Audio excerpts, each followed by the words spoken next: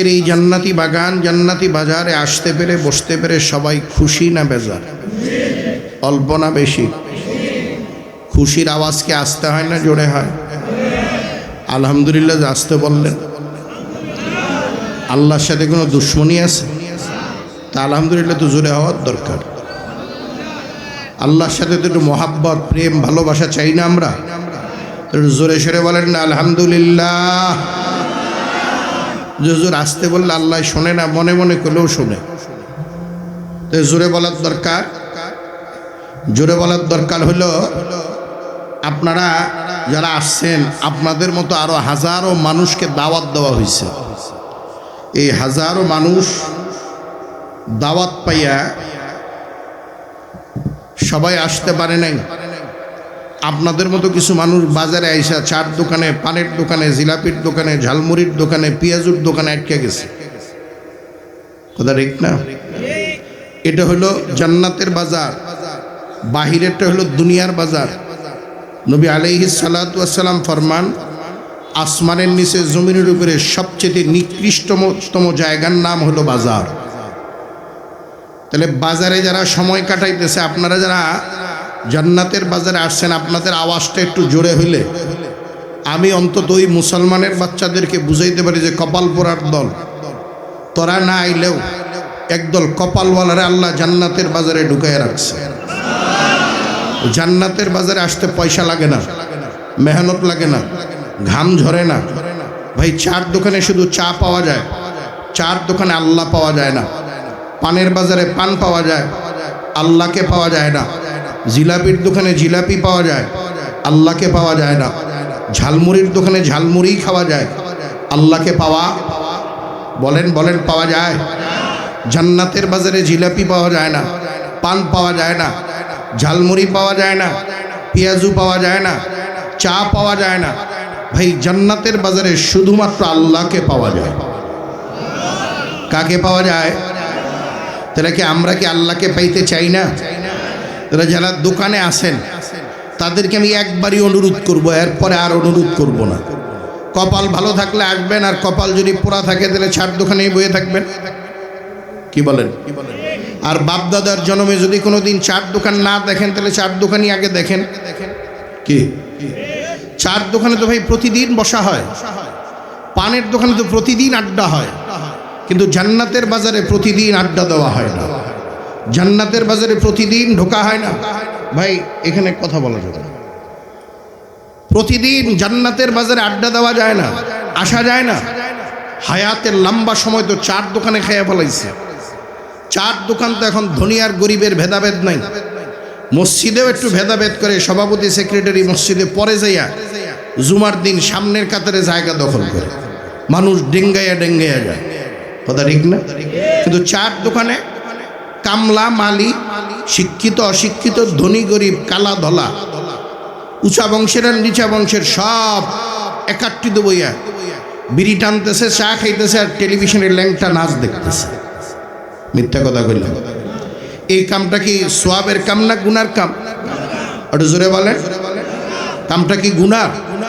এ ব্যাপারে দ্বিমত আছেন কেউ? আর আজকে এইখানে বসছেন, এই বসাটা কি সোয়াবের কাম না গুনার কাম? জোরে বলেন। গুনাহ, গুনাহ মানুষকে আসামি বানায়া দেয়। গুনাহ মানুষকে কি বানায়া দেয়? খুন মানুষকে আসামি বানায়া দেয়, চুরি মানুষকে আসামি বানায়া দেয়, ডাকাতি মানুষকে আসামি বানায়া দেয়। গুনাহ মানুষকে কি বানায়? গুনাহ যে আসামি বানায়, এই আসামি দুনিয়ার সরকারের জেলখানার আসামি না। ভাই দুনিয়ার সরকারের জেলখানা তো শ্বশুর বাড়ির চেয়ে আরাম বেশি। 14 বছর বইয়া খাইয়া আবার কেউ একদিনও খোটা দিবে না। আর শ্বশুর বাড়ি ঘর জামাই দিয়া যে 14 বছর না, 14 মাস যদি বিনা কাজ কামে বইয়া বইয়া খান, শ্বশুরে একবার খোটা দেয়, শাশুড়িয়ে খোটা দেয়, শালিয়ে খোটা দেয়, শালায় খোটা দেয়, সুমন দিয়ে খোটা দেয়, বউ মধ্যে মধ্যে দেয়। কথা ঠিক কিনা? ভাই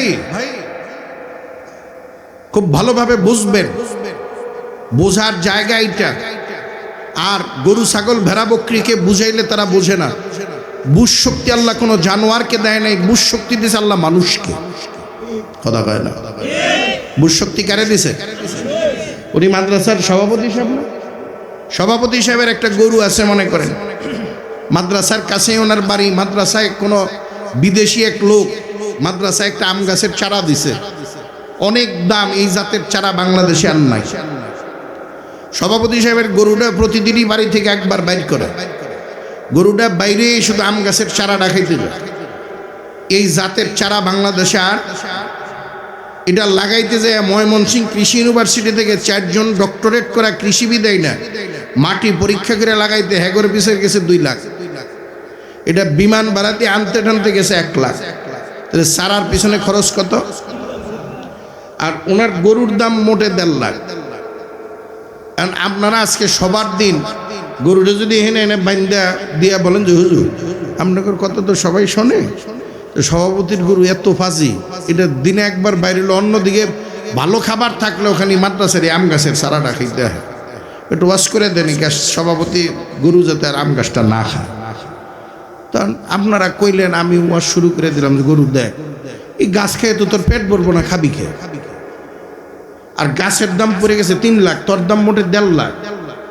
বুধবার দিন এলেঙ্গা আটে গেলে তোর থেকে 1.5 লাখ টাকা নিয়ে গেলে তোর থেকে ভালো গরু নিয়ে আসা যাবে। কিন্তু গাছ যদি এটা খাও 3 লাখ টাকা না 6 লাখ টাকা নিয়ে বাংলাদেশে ঘুরলে তো এই জাতের চারা আর এটা 1 পিস। মেলা বুঝাইলাম, আর খাইলে পেট ভরবো না, খামাখা খাবি কে? এটা মাদ্রাসার গাছ, এটা অনেক দামি গাছ, এটা এই গাছের প্রতি সবার একটা আগ্রহ আছে।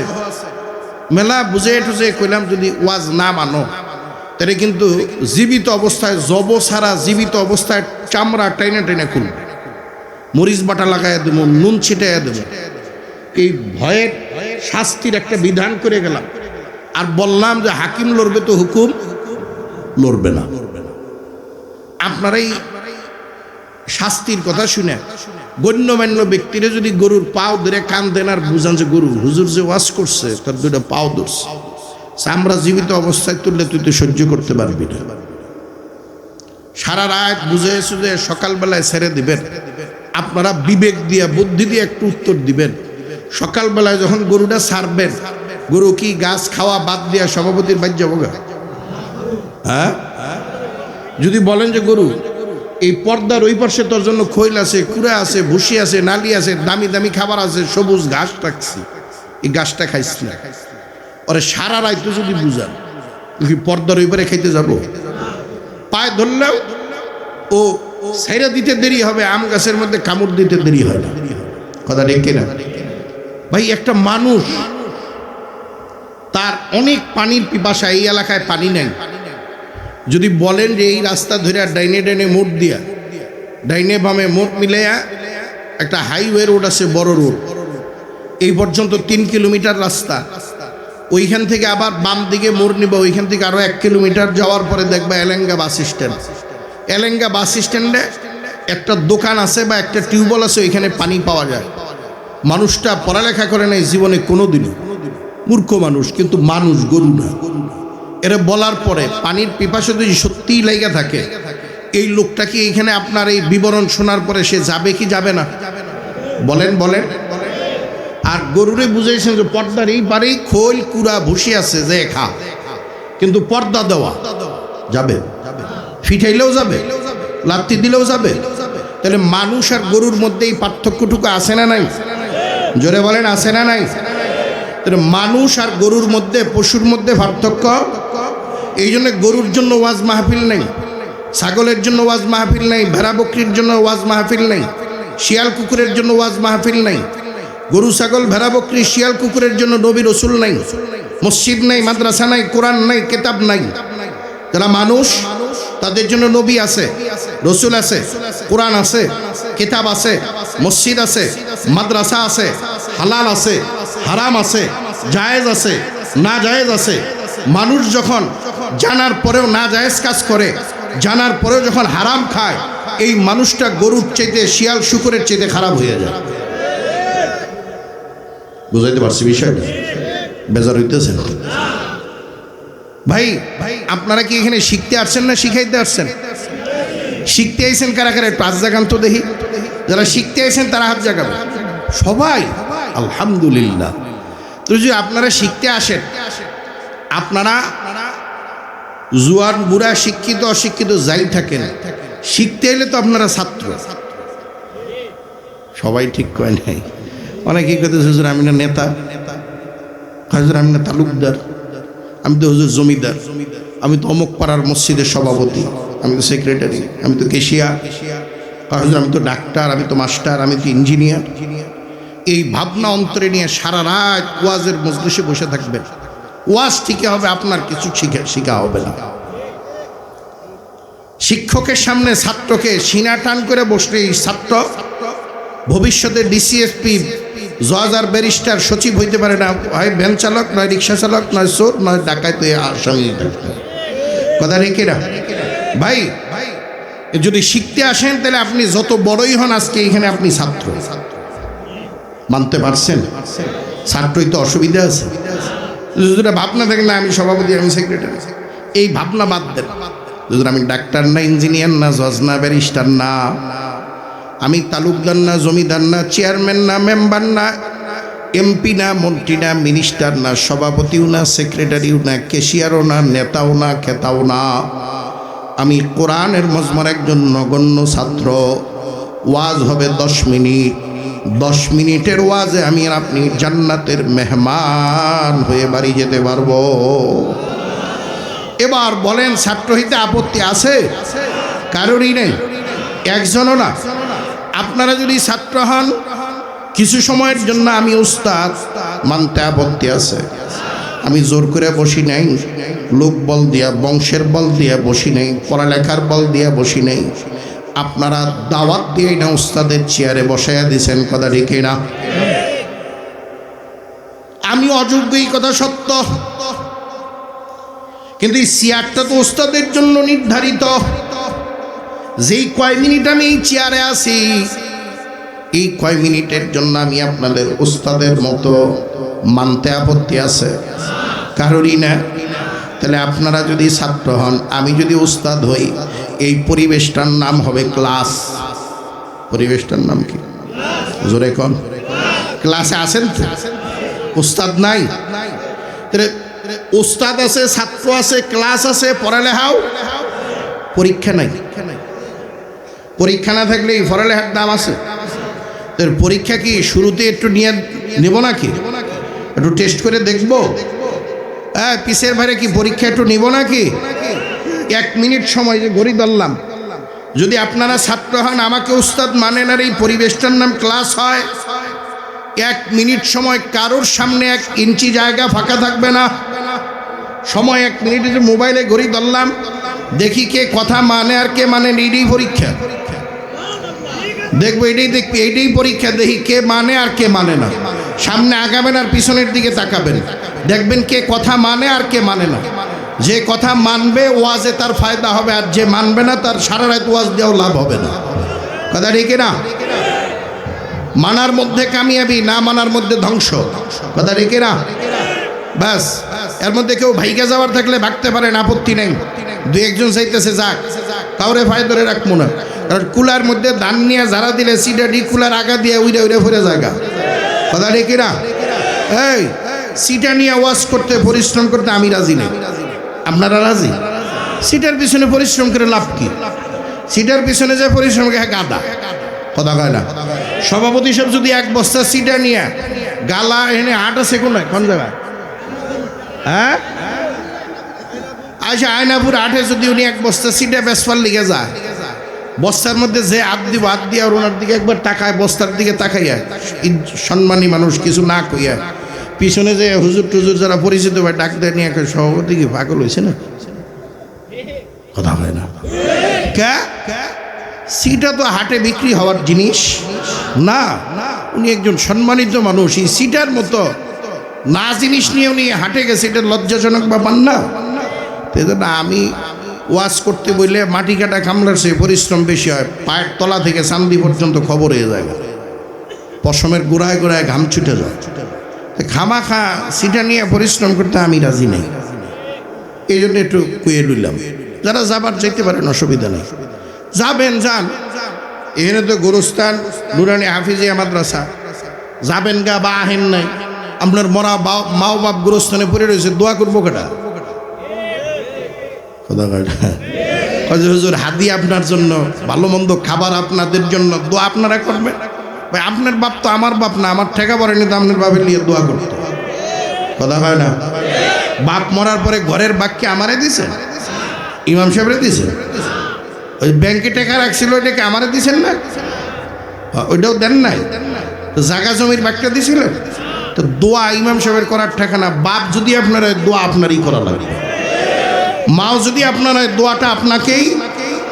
এখানে মাদ্রাসা মসজিদ কমিটির সভাপতি সেক্রেটারি ঠেকা পড়ে নাই, দোয়া আপনার মরা বাপের নিয়ে করার জন্য, ঠিক না ভাই? মাহফিল বছরে একবার হয়, এই যে জমছে, মা বাবার আত্মা এসে দিক দিয়ে ঘুরতেছে, দেখতেছে ছেলেটা আসছে কিনা, নাতিটা আসছে কিনা, পর্দার মেয়েটা আসছে কিনা। যখন দেখবে যে না মেয়ে আসছে, নাতি আসছে, নাতনিও আসছে, ছেলেটাও আসছে, খুশিতে নাচানাচি শুরু করবে আর বলা বলি শুরু করবে যে আমার পোলা যেহেতু আইসে, আমার পোলা আজকে আমার কবরে কিছু পাঠাবো। আর যখন দেখবে আসে নাই, আফসোস করতে করতে কাঁদতে কাঁদতে বের হয়ে যাবে, আর দুঃখের সাথে বলতে থাকবে এমন অপদার্থ সন্তানের জন্ম দিয়ে এসে ভুল করছিলাম, অমানুষ হয়েছে, মানুষ হইতে পারে নাই। যদি মানুষ হইতো তাহলে প্রতিনিয়ত আমার কবরে কিছু না কিছু পাঠাইতো। আদর্শ সন্তান কারা? যারা মা বাবা মারা যাওয়ার পরে প্রতিনিয়ত মা বাবার কবরে কিছু কিছু পাঠাইয়া দেয়, কথা ঠিক কিনা? আমার ভাইরা, লম্বা আলোচনা করে আপনাদের ধৈর্যচ্যুতি ঘটাবো না। আমি ভালো বক্তা না, ভালো আলেমও না যে আপনাদেরকে মজা দিয়ে আওয়াজ করে অনেক মজা টজা দিয়ে যাবো, 2-3 দিন পর্যন্ত আমার সুনাম করবেন, এরকম না। হয়তো এরকম কিছু কথা দিল জবান দিয়ে বেরোইতে পারে যেটার দ্বারা আপনার দিলের মধ্যে তীর বিঁধলে যেরকম ব্যথা পাবে ওরকম ব্যথা লাগতে পারে। ওয়াজ এটা একটা ঔষধের মতো, ডাক্তারের ঔষধ দিয়ে শরীরের রোগ ভালো হয়, আর হক্কানি আলেমদের ওয়াজ নামক ঔষধ দিয়া অন্তরাত্মার রোগ ভালো হয়। কিসের রোগ ভালো হয়? যদি অন্তরাত্মায় রোগ হয়, অন্তরাত্মায় যদি রোগ না হয়, শরীর যদি অসুস্থ হয়, তাহলে দেখবেন বিবি এই টাঙ্গাইল সদর থানার মধ্যে সবচেয়ে সুন্দরী মেয়ে বিবাহ করবে। শরীর যদি অসুস্থ থাকে, সুন্দর যতই থাকে ভাল লাগে না, কথা কয় না। আর শরীর সুস্থ, বউ যদি একটু কালাও হয়, ওর মধ্যে স্বাদ আছে, মজা আছে, ফুর্তি আছে, কথা ঠিক কিনা ভাই? জিহ্বা যদি অসুস্থ হয়, পোলাও খাইতেও স্বাদ লাগে না, গরুর কালা ভুনা খাইতেও মজা লাগে না, ওই হাঁসের গোস্তের মজাও লাগে না, মুরগির রোস্টের মজাও লাগে না, ঘি দিয়ে পোলাও রান্না করলেও স্বাদ নাই। আর যখন জিহ্বা সুস্থ হয়, তখন কাঁচামরিচ পেঁয়াজের পান্তা ভাত এক গামলা এক টানে মেরে দেয়, কথা রেখে না।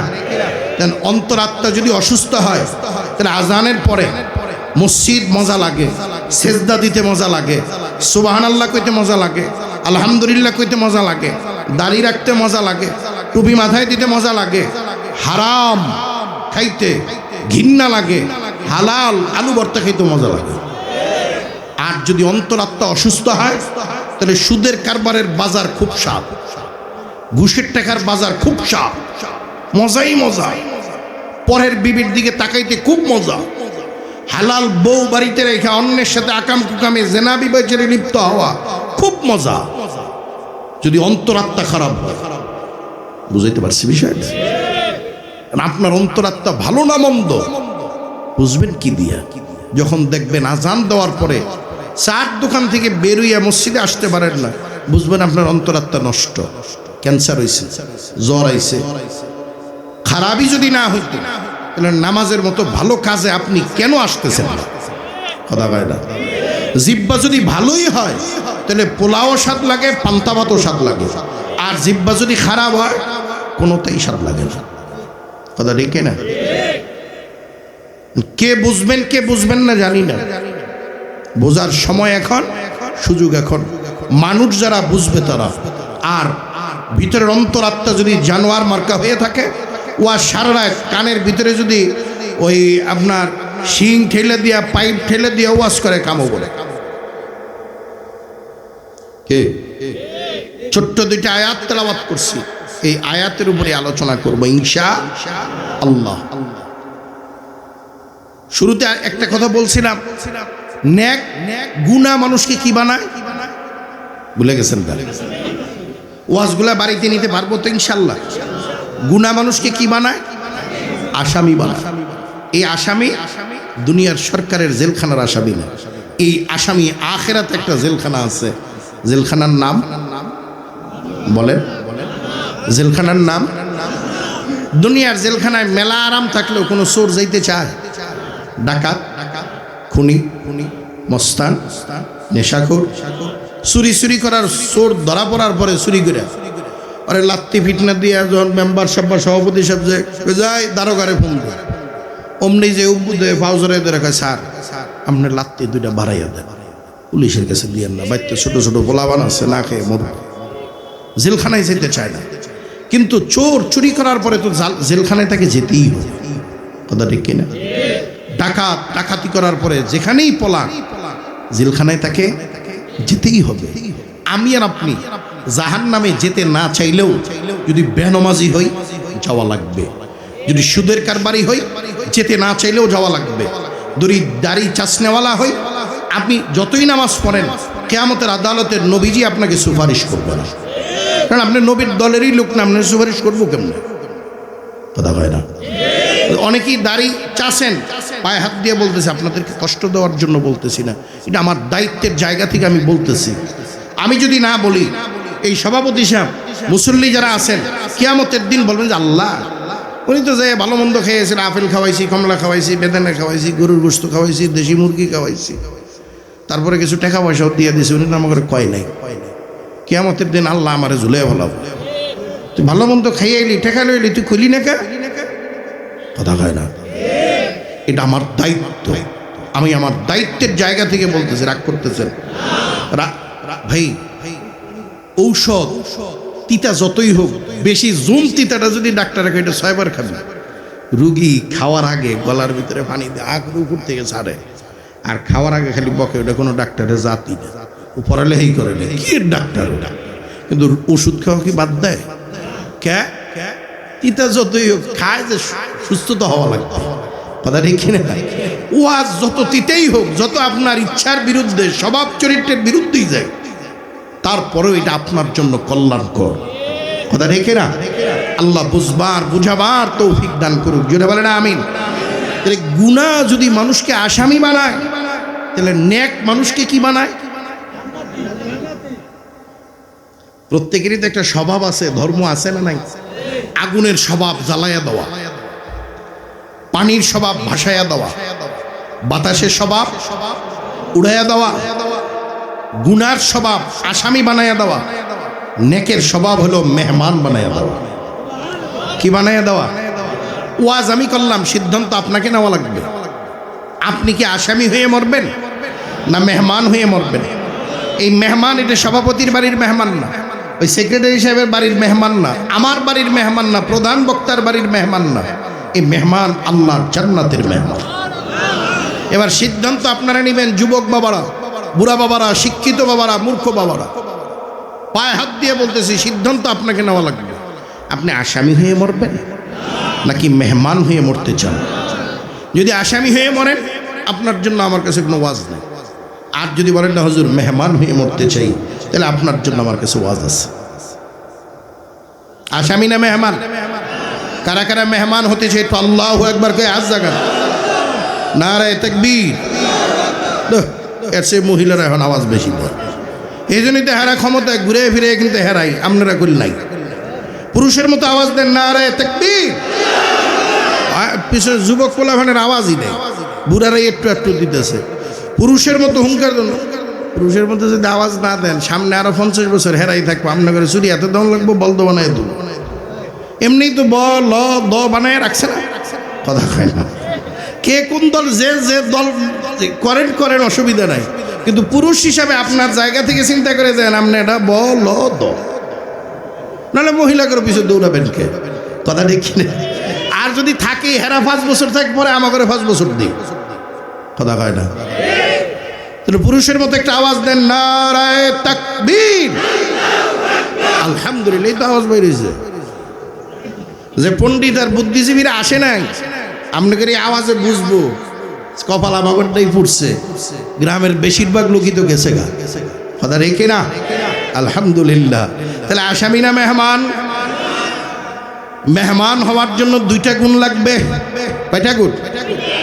আমি যে আয়াতে কারিমা আপনাদের সামনে তেলাওয়াত করছি, আমার তেলাওয়াতকৃত আয়াতে কারিমার মধ্যে আল্লাহ তাআলা জান্নাতি মানুষদের, জান্নাতের মেহমানদের দুইটা গুণ বয়ান করছেন। কয়টা গুণ? ওয়াজটা একটু মুখস্থ করবেন। কয়টা? মাত্র দুইটা গুণ।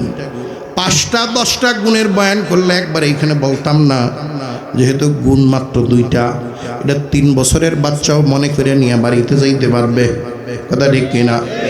ওয়াজ তো কম হয় না, ওয়াজ শুনতে শুনতে অনেকের দাড়ি পাকছে, চুল পাকছে, চোখের পাওয়ার নষ্ট হয়ে গেছে, শরীরের বান ছেড়ে দিয়েছে, বুড়া হয়ে গেছি, কবরের কিনারায় কিনারায় ঘুরতেছি। এখন পর্যন্ত ওয়াজের স্বভাব চরিত্রের পরিবর্তন হয় না। ওয়াজ শুনি ঠিকই, কিন্তু সুদের কারবার সারি নাই। ওয়াজ ঠিকই শুনে, ঘুষের কারবার সারে নাই। ওয়াজ ঠিকই শুনে, ওই বাতর ছাড়তে যায় নিজের জমিন 2 ইঞ্চি বাড়াইয়া ফেলায়, ভুল করে না, কথা ঠিক কিনা?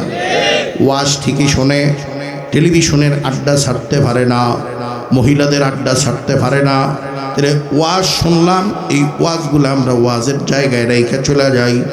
ওয়াজগুলা আমলের নিয়তে শুনি না, ওয়াজগুলা বাড়িতে নিয়ে যাই না, যার কারণে আমারও পরিবর্তন নাই, বাড়িতে যারা থাকে তাদেরও পরিবর্তন নাই। তাহলে ওয়াজ বাড়িতে নেওয়ার জন্য নিয়ত করতে পারি ইনশাআল্লাহ, মুখস্থ করে নিয়ে যাব তো ইনশাআল্লাহ। তাহলে জান্নাতের মেহমান হওয়ার জন্য গুণ কয়টা? আর জোরে বলেন। 1 নাম্বার গুণের নাম হলো ঈমান। 1 নাম্বার গুণের নাম কি? জোরে ক, মুখস্থ করেন কি? অনেকেই মুখ খুলে না। আজকে এখানে হা আর না বললেও 10টা নেকি আমল নামায় জমা হবে। অলসতা কইরা যারা জবান দুটা বন্ধ রাখবেন, বোবার মতো বসে থাকবেন, আপনার পার্শ্বের লোকটা আপনার থেকে একই জায়গায় কাছাকাছি বাড়ির থেকে আসছেন, আপনার পার্শ্বের লোকটা কথায় কথায় জবাব দিয়ে আপনার থেকে 10-20টা নেকি বেশি কামাই করে নিয়ে যাবে। আপনিও তার পাশে থাকবেন, একসাথেই বসে রয়েছেন, নেকি বেশি নিতে পারবেন না, এটা শুধু অলসতার কারণে। হ্যাঁ না কিলো 10 নেকি। আর যদি দিলের কান লাগাইয়া আমলের নিয়তে ওয়াজ শুনতে পারেন, আল্লাহ ওয়ালা আল্লাহর ওলিরা বলেন কমাস কম আল্লাহ পাক যদি নেকি কাউকে নাও দেয় তাইলেও 50 লাখ। শর্ত কি? দিলের কান লাগাইয়া শোনা লাগবে, আমলের নিয়তে শোনা লাগবে। মজার জন্য শোনা যাবে না, ওয়াজ মজার জন্য না, ওয়াজ হাসি তামাশার জন্য না। আমরা তো মনে করি বক্তা যদি একটু না হাসায়, এটা বক্তা, এটা কোনো বক্তা পাঞ্চা মার্কা বক্তা দাও দিছে কেটা। ওয়াজ কি হাসার জন্য না কাদার জন্য? জোরে কন।